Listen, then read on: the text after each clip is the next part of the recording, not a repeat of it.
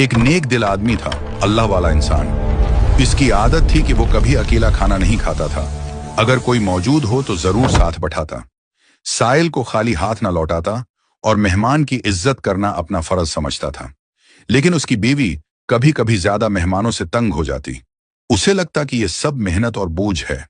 एक दिन उसने बीवी से कहा, बेगम, आज एक नेक बंदा हमारे घर आ रहा है, उसकी अच्छी तरह खातिर तवाज़ो करना। बीवी खामोश रही, मगर फिर खाना तैयार किया, घर साफ किया। उसे क्या मालूम था कि ये मेहमान सिर्फ इंसान नहीं बल्कि बरकत का पैगाम लेकर आ रहा है। मेहमान आया, सलाम किया, अल्लाह का नाम लिया, साथ बैठकर खाना खाया। उसकी बातों में नरमी थी, चेहरे पर नूर था और दुआ में अखलास। थोड़ी ही देर में घर वालों ने महसूस किया कि दिलों से जैसे कोई बोझ उतर गया हो, अजीब सा सुकून छा गया हो।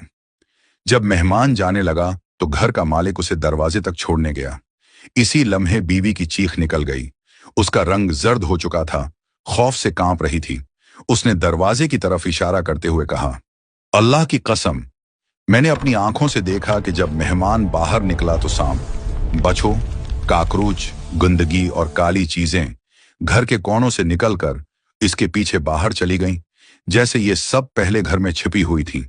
वो नेक मेहमान मुस्कुरा दिया और नरमी से बोला, बहन, जिस घर में अल्लाह का जिक्र हो और मेहमान की इज्जत की जाए, वहां शर नहीं ठहरता। जो तुमने देखा वो दरअसल इस तंगी, नहुस्त, नफरत और वसवसों की अलामत है जो मेहमान के साथ निकल गए। फिर उसने कहा, मेहमान का इस्तकबाल भी अच्छा करो और रुखसत भी अच्छे तरीके से करो, क्योंकि मेहमान नवाजी घर को ऐसे पाक करती है जैसे पानी मैल को धो देता है। इस दिन औरत को समझ आ गई कि मेहमान बोझ नहीं बल्कि रहमत होता है, खर्च नहीं बल्कि बरकत होता है।